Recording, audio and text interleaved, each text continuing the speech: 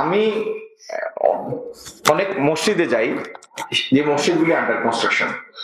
তো স্বাভাবিকভাবে সবাই মসজিদের জন্য তো একটা আকুতি থাকে যে কবে টাকা উঠবে। আমি তাদের বলি যে আমি এখন পর্যন্ত দেখি নাই কোন মসজিদের কাজ শুরু হয়েছে আর এটা শেষ হয় নাই, এটা আল্লাহ জুগিয়ে দেয়। এবং যারা মসজিদের পকেট থেকে নিয়ে দান করেন, যারা কায়িক পরিশ্রম দ্বারা অবদান রাখেন, অথবা যার অর্থেরও সামর্থ্য নাই, শারীরিক ভাবে অবদান রাখার সামর্থ্য নাই, তারা পাশ দিয়ে যাওয়ার সময় যদি দোয়া করেন যে আল্লাহ তোমার ঘরটা কমপ্লিট করে দাও, তারাও এই কাজের অংশীদার।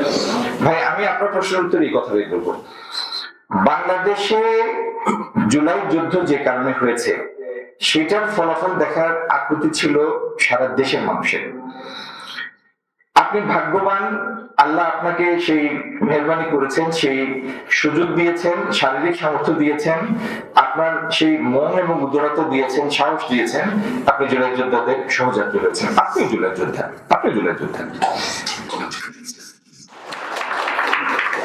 কিন্তু আপনি এটা করেছেন এই দেশ বাঁচানোর প্রয়োজনে, আপনার ভবিষ্যৎ প্রজন্মকে বাঁচানোর প্রয়োজনে, তাদের জন্য দেশটাকে নিরাপদ করার জন্য। এইটা সারা দেশের মানুষের একটা কমন চাওয়া ছিল। এটার জন্য আপনাকে আমরা কৃতিত্ব দিব, কিন্তু আপনি এটার জন্য যদি মানে বিশেষ স্বীকৃতির অপেক্ষা করেন, তাহলে আমি বলবো যে আপনি আপনার নিজের অবদানটাকেই ছোট করে ফেলবেন। এইভাবে চিন্তা করাটাই